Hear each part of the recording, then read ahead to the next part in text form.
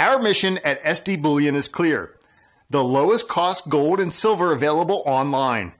While we do not have pretty blue boxes, free shipping, 4% credit card fees, or glamorous gold and silver infomercials, SD Bullion has the lowest prices that may save you hundreds on your next order. So before you make your next investment, do the math and join the over 15,000 new customers who have recently made the switch to SD Bullion. Why pay more?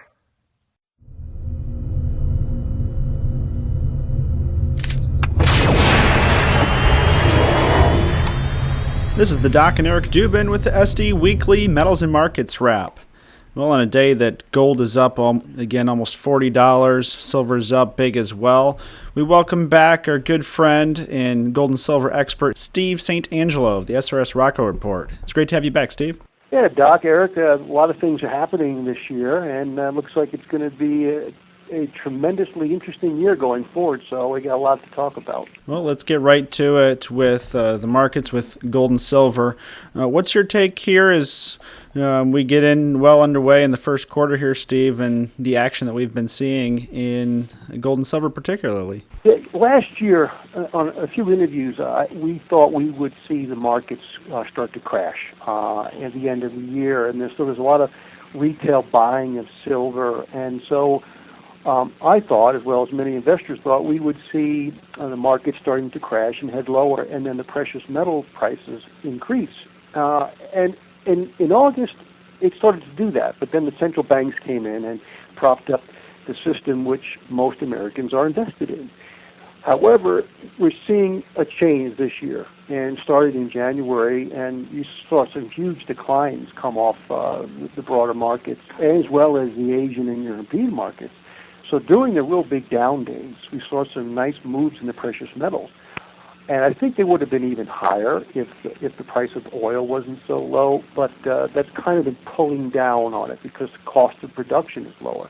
But now, last week we saw a 5% increase in gold, and the same thing with silver. And then today, the markets didn't really fall much, but boy, we had a nice pop in gold and silver. So I think there's a lot more buying now going on, especially in gold, and I think the supply-demand situation could really become interesting if we start to see really red days, real down days in the broader market. I don't see a slow increase in buying or a slow increase in price. I think we're going to see days the prices are just going to go bonkers, and then this year we could see a total overwhelm of demand, of supply by demand. And if the conditions continue to get worse in the financial and economic system, especially with Deutsche Bank, I think 2016 could be the banner year for precious metals. In the context of that, you recently wrote an article, Collapse of the Paper, Gold, and Silver Market, maybe close at hand. And that's running on Sprott Money and also Zero Hedge right now. Can you speak to that in the context of the ETFs being halved, the COMEX's vaults with registered both in now gold and silver, showing signs that there's just extreme stress in the system, and the ability for paper manipulations is wearing thin. Yeah, I look at everything as trends, Eric, and what happened is we had the price of gold held at 35, but then we had the London gold pool in the 1960s dumping a bunch of gold in the market to keep it there. Well, that didn't last. Worked for about 7-8 years, and then Nixon dropped the gold peg in 1971. So no longer was the dollar backed by gold. Well, then we start trading futures contracts on gold on the futures exchanges, I believe in 1975. So no longer was the dollar backed by gold, it was backed by the paper price that was set on a futures market. Well, this has been taking place now over the last 40 years. However, if you look at the trend of the owners per ounce for registered gold, if you look at a 10-year chart of it, it was basically flatlined. 5 ounces, 5 owners per ounce, up until maybe 2012. And then it started rising, especially in 2013 when gold was crushed I think it went from 1,600 down to 1,150 in a very short period of time. Well, if you look in 2015, and especially now, this line of owners per ounce of registered gold on the COMEX has gone exponential. And I think it hit a peak of close to 500 a few weeks ago. But ever since then, I think there's been some transfers to J.P. Morgan and different, and so now it's back in the 200 range. But that trend is still exponential. And if we look at the silver COMEX owners per ounce, and this was registered, I think April last year, there was 70 million ounces of silver on registered inventory. Now there's 28 million. So in a year, we see the number of ounces of owners per ounce have gone from about 12. Now it's barely touching 30. Now this isn't the extreme as in gold, but it's all heading in one direction, leverage. Yeah. So now we're seeing this paper leverage now is basically propping up the gold market and the silver market. So I think going forward, we're going to continue to see more silver taken off, I think, the registered silver inventories. And with this new ABX fully allocated gold exchange, I think that's going to put a lot of stress. That's going to put a monkey wrench into this highly leveraged paper system. So with crashing markets this year, the Dow Jones, S&P, as well as other indices around the world, I think demand, we're going to see physical demand especially grow in this ABX allocated gold, and I think it'll put a lot more stress on this highly leveraged COMEX-based paper system. So this could be the year we could see, I'm not saying a default, but we could see prices get really silly. What do you think, Eric? No, I agree with that, and we'll include the COMEX Warehouse registered gold stocks graphic that you have in your article in a write-up of the show here. So for folks that are just catching us on YouTube or whatever, do check out the write-up because we'll have it here. I mean, if a picture speaks 1,000 words, this speaks 10,000. I mean, and what also is interesting is that the shift, the inflection point with registered gold stocks, it began to move after the drive-by April 2013 manipulation shooting. And that there's a correlation here. A lot of people try to poo-poo the analysis of the registered gold stocks over time, but when you look at it through a 10-year lens and see what has happened in the last couple of years as well, they are in fact correlated with significant events where there is a shift in overall gold flows and demand. And it speaks to the stress in the system. And frankly, I find it kind of surprising that there's just kind of a... And people deny or poo-poo this information simply by saying, well, you can just flip the inventories between registered and eligible, and that's it, nothing to see or move along. And that's just disingenuous analysis. Yeah, and let me add one more thing. I just wrote an article today. Maybe you were going to get to it, but I like to look at trends because, yes, is World Gold Council data, is it manipulated? Could it be off? Yeah, I think the Chinese, especially Chinese demand is off. But it's something to go by. And when we see demand or trends change significantly, even official data, that gives us a clue how much things are changing. And if we look at 2003 to 2009, the central banks were net sellers of gold. Yeah. And I think they dumped 91 million ounces of gold during those 7 years. Well, this turned around in 2010, and they've been net purchasers of gold, and that's mostly Eastern central banks. But this is what's interesting. If we take gold, a physical gold bar and coin demand in 2003, and then we minus the central bank sales, because that's liquidation of gold investment from the central banks into the market, and some of that gold went into jewelry, it went into technology. And so what we had actually in 2003 was a negative 318 tons of net gold, physical gold investment. This actually is amazing how much it turned around. In just 10 years, 2003, it's a positive 2,300 tons. So we went from a negative 318 net physical gold investment. Now central banks are buying gold. And I think that year in 2013, it was 625 metric tons and a record 1,700 tons of bar and coin demand. pushed it up to like 2,300 tons. That year, it accounted for 52% of total demand, while prior to 2008, when the U.S. investment banking system went belly up, Lehman Brothers and Bear Stearns went bankrupt, we only saw single digits, or let's say 10% of physical gold buying. So there's a lot more stress now, even in that market. And I think that's just going to continue to get worse. Why don't we focus in a little bit here on what we're seeing in the physical market, both on the demand as well as the supply side, guys. On the demand side, demand numbers are they're on pace for all-time records. I mean, the U.S. Mint has sold almost 9 million Silver Eagles through a month and a half. We're here in mid-February, and looking at the calendar here and their weekly allocations, barring an unforeseen event, we're going to be over 10 million coins by the time February ends, is my prediction. I mean, demand continues to be really just mind-boggling. Last Thursday, when gold and silver both exploded, SD Bullion, we saw by far the greatest single-day sales day we've ever had in our, 4 or 5 year history. And again, we're talking about numbers that are at the end of a nasty 4 to 5 year bear market or consolidation period. That price action has been atrocious for those who believe in gold and silver, and sentiment is near 20-year lows. So, and yet the Canadian Mint, the U.S. Mint, they're all running on allocation. I mean, they've been in allocation since last June. I mean, we're 8 months that the Royal Canadian Mint and the U.S. Mint have been allocating Silver Eagles and Silver Maples, and frankly, I don't see that ending anytime soon. Yeah, and what I think is interesting to add to that is I call the perfect storm in silver is coming, and that's where we start to see declines in supply while demand really picks up. And I think the key demand factor is going to be investment demand, and that has been the driver.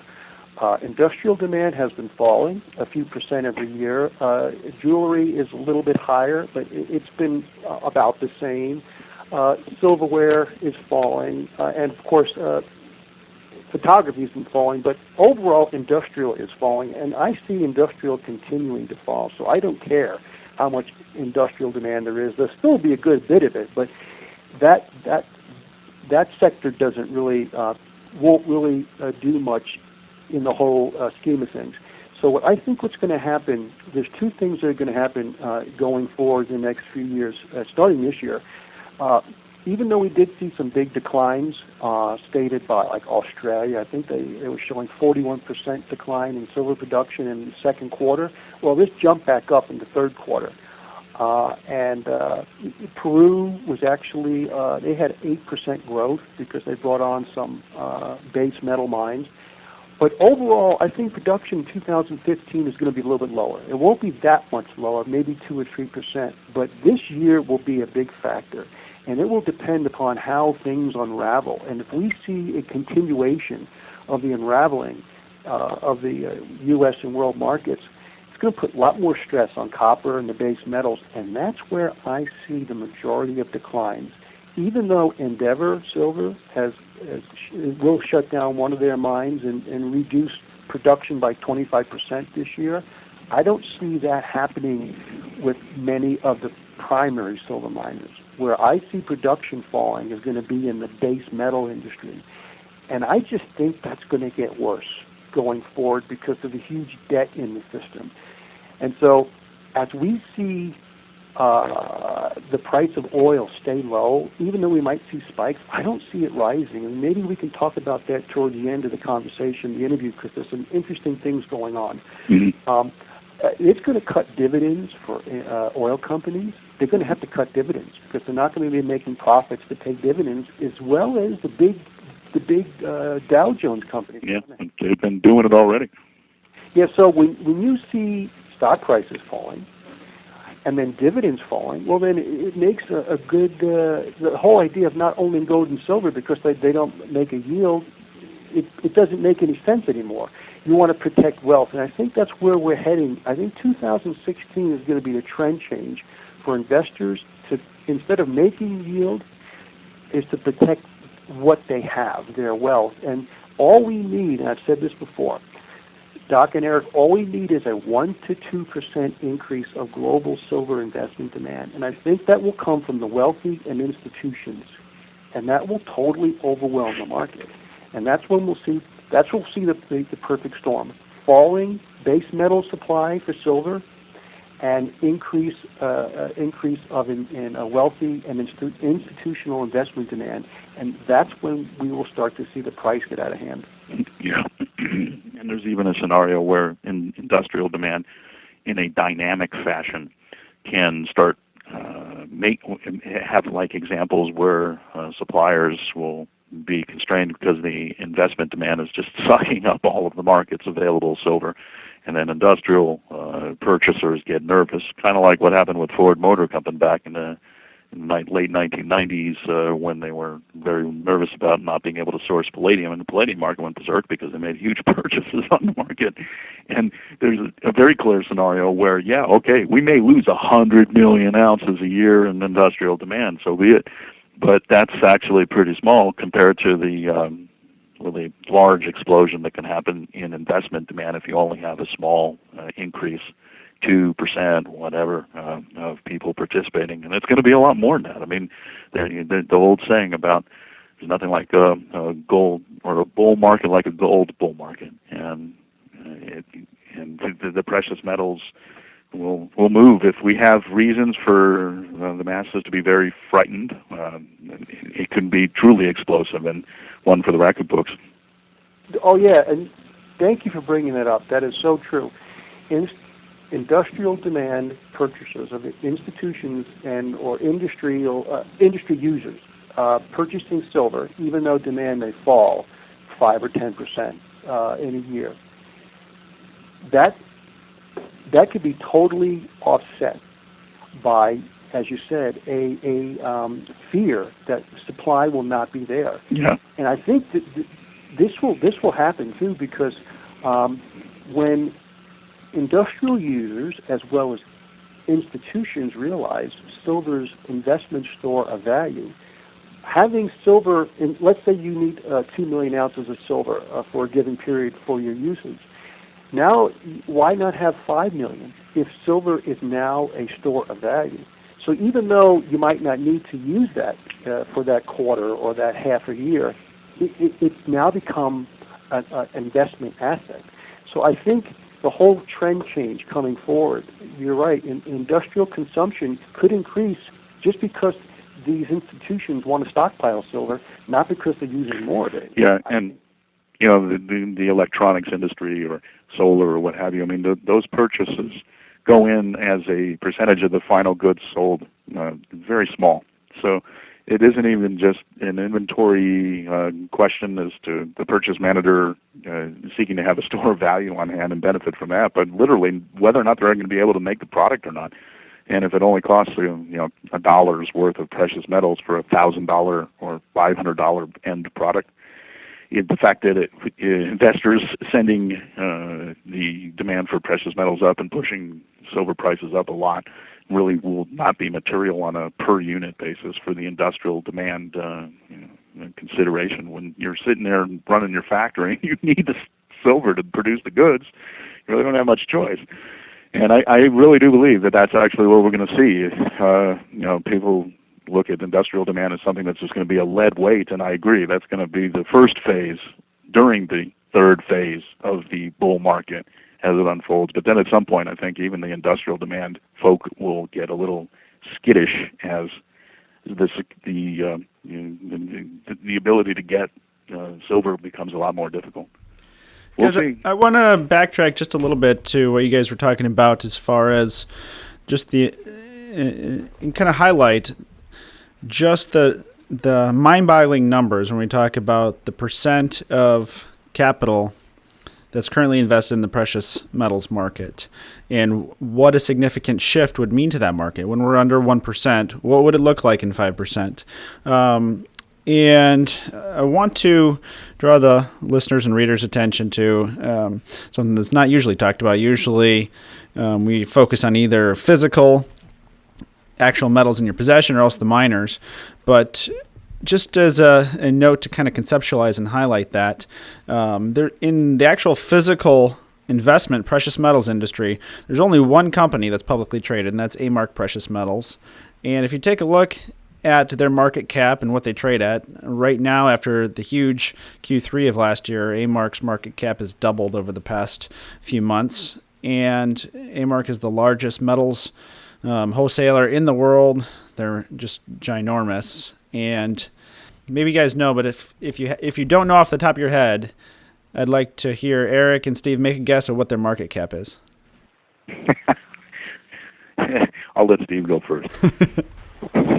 I have no idea, to tell you the truth. 500 million? Yeah, 500 or a billion. Is that crazy? Is that too high? No, I mean, if I was making a guess off the top of my head, I would have said probably 2 to 3 billion based on the volumes I know they do and how big of a company they are. They trade on the NASDAQ. With their prices doubling over the last few months, they've skyrocketed to a market cap here today as of Thursday the 18th of $139 million. That's at their shares trading at 52-week highs right now. That's the largest physical precious metals wholesaler in the world. I mean, they're massive. This is A-Mark Precious Metals, and their market cap is $139 million. Yeah, one thing that just goes to show how much the industry's hated. And when you mentioned about how little physical investment there is, it's true. I think according to GFMS, and this is adding in what might be private bar and round, and so my number is about 240 million ounces of physical bar and coin in 2015. It could be more than that. Let's just say 250, just to make it even. That's less than 1% of world buying. I think it could be 0.5%. But if you double that, if you go from 1 to 2, you're talking 500 million ounces.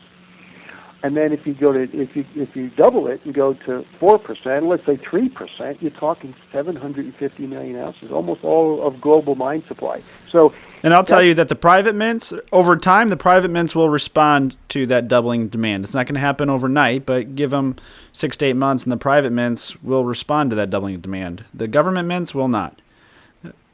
Yeah, and the thing is, that could even be 1,000 ounce bars. Just pop it. The refiners 1,000 ounce bars, and so I think that's the issue, and I think that's the reason the price of the metals. You see, the price of the metals are being traded as a commodity. What the cost is, this is gold and silver, and then what the supposed supply and demand is. Well, that's not their value, and I've said this before. Their value is their store of value compared to all the other competing assets, which are paper assets based upon net present value, and we need to have growing energy supplies to make that whole system work. And now that we're starting to see a lot of stress in the oil market, net present value in treasuries and stocks and bonds, I see them just going down. And so when that light bulb goes off in the market, that the value of paper assets aren't really there. It's kind of like Enron or Bear Stearns. One day it's 92, and the next day it's $2. This is the exact opposite that happens with gold and silver, and so their real value becomes understood by the market. And let me just say this one last thing. I wanted to add this in about supply. Something strange is happening with the U.S. market because we saw a huge increase of silver imports in December. I think it was up 33% from November, 557 metric tons in December. And that's one of the highest imports the whole year. And so we had 1,000 extra tons of silver imported in 2015. But industrial demand has been falling. Well, people say, well, we had a lot more investment demand, right? We had the official coin sales move up, and we had more private bar and coin sales. But the registered silver inventories plummeted from 70 down to like 30-something. So 40 million ounces came off of registered, and I believe a lot of that went into the market. So we have another 30, 32, 35 million ounces was imported than was needed. So we're talking about a 70 million ounce increase when you net out COMEX registered gold, silver sales as well as imports. and the overall market didn't need all that. So what I'm thinking is there are big pockets, big institutions.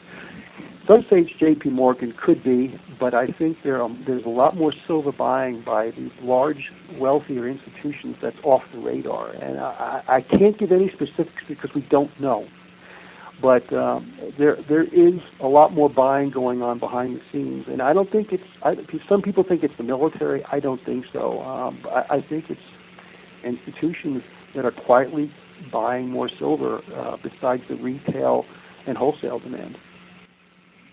And we do see anecdotal things that speak to unusual background conditions in the marketplace. That whole shenanigans with the LBMA and the silver fix a couple of weeks back, it can easily be interpreted as basically the institutional players trying to scramble, dealing with this sudden rush and demand for silver.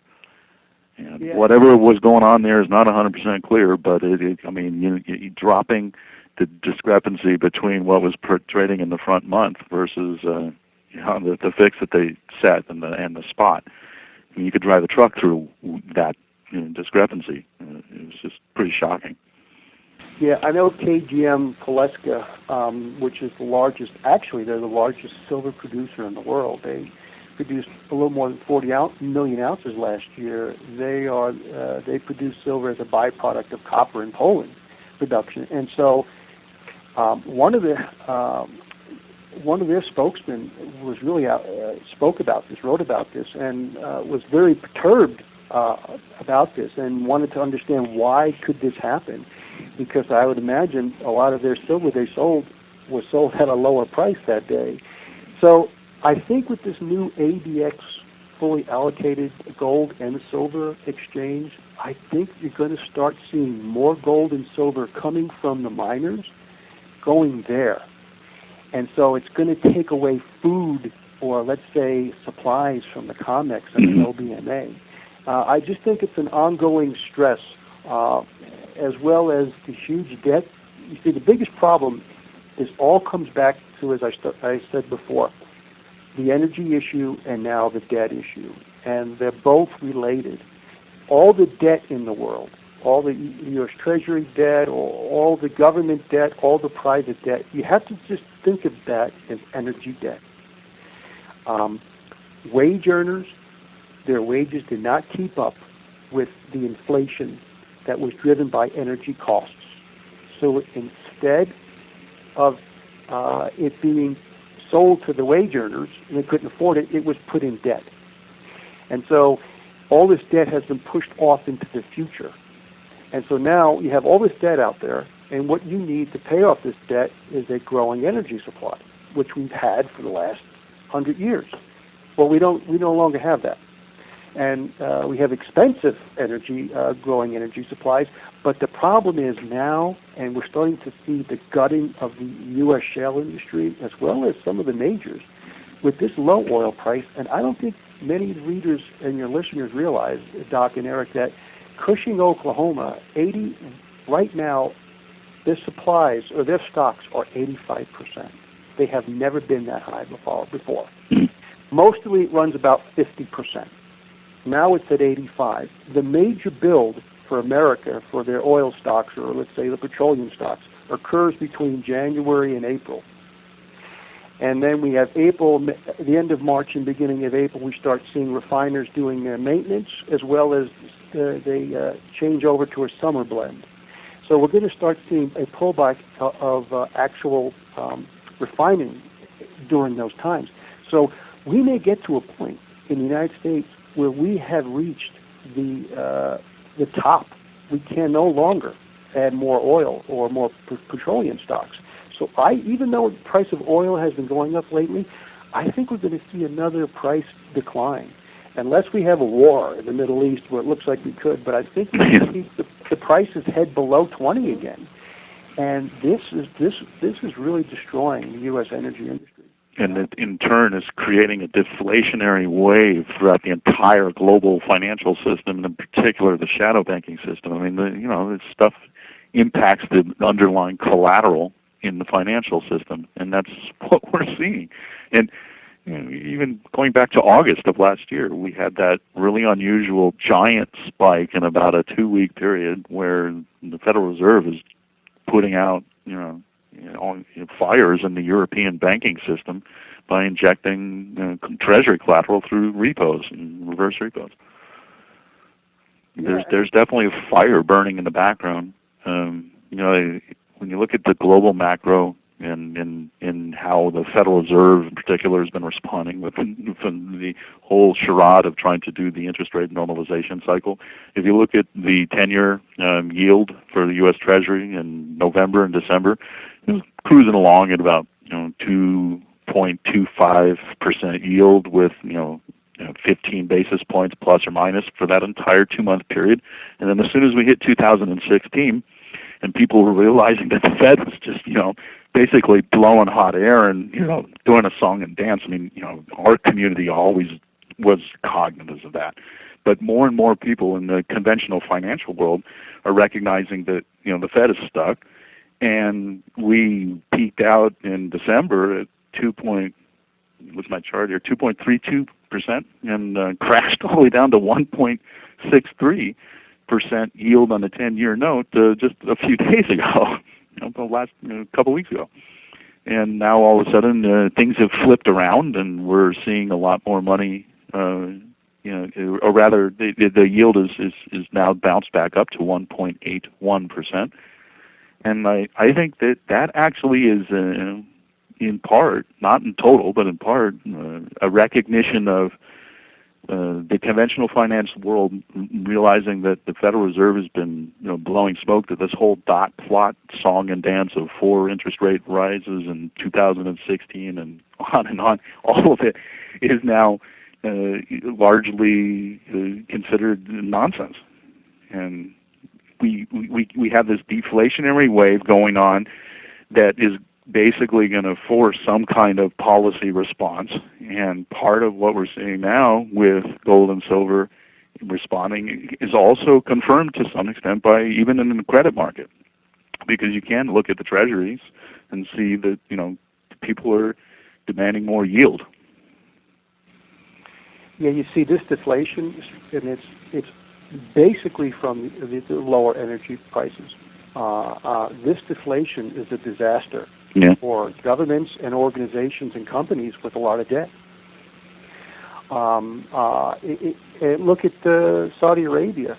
They have to sell treasuries to make up the revenue they're not getting from oil. Now, I have heard that some of these exporters have been selling stocks and getting revenue from that. But on an ongoing basis, if the price of oil remains low, and I think it's going to remain low for a while, these countries, these oil exporting countries, are going to have to continue to sell treasuries to make up the shortfall of their revenue. And again, it's totally gutting the entire system. And let me just add this thing. There's so many bad things about the U.S. shale oil and gas industry. It's beyond a disaster. Now, one more nail in the coffin is everybody has been hearing about increased earthquake activity, and they associate that with fracking, and it's not the fracking. It's after you produce oil, you have a lot of wastewater. There's oil mixed in it, there's actually contaminants, and you have to get rid of that. It used to be injected in shallow wells, but recently, over the last 10, 15 years, 20 years now, they've been injecting it into the deep area of like 5,000 feet because it's cheaper, you can inject a lot more. And now, what's interesting in Oklahoma, annual earthquakes were anywhere between 100 and 150 a year, up from 1977 to 2009. That was the average. Last year, it jumped to 5,800. And I think last week, they had a record 5.1 magnitude earthquake. Now, that's not going to destroy a city. But what it does is put cracks in infrastructure, it breaks pipes, it separates home foundations. So there's a lot of damage that a house hasn't fallen apart, but it needs to be repaired. And now the Sierra Club has just sued, not only did they sue Chesapeake, they sued Devon and as well as Dominion. And it's a lawsuit that just started last week. we're going to see more lawsuits against oil companies for their increase of earthquake damage due to water injection, especially deep water injection.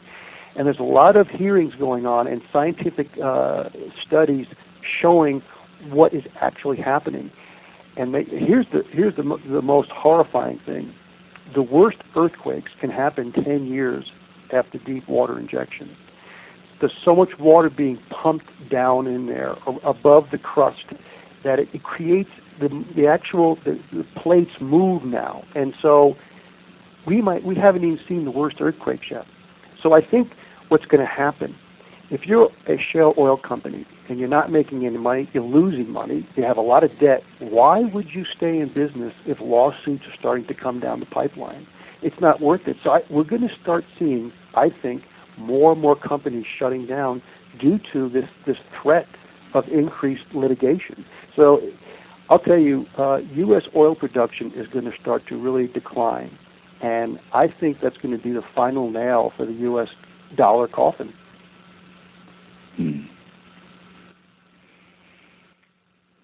Well, definitely interesting dynamics. I mean, the potentiation of all these interactions of markets and the deflationary wave that we're seeing now definitely is going to shift everything in 2016. And yeah, it looks as almost a foregone conclusion that we're going to see continued pain in the standard equity markets, and that alone is going to put a pretty strong bid in precious metals. And that's what we've been seeing. You know, the last couple of weeks have been very fascinating to watch. It's not only just the upward moves that we see that have been unusual, and we've spoken about that on the last show. We talked about a couple of weeks back. We had close on a high on a Friday, and the big action we had last week, and this week is now very impressive as well too. But the more significant, subtle market signal intelligence value that I see is actually what's happening in between those spikes.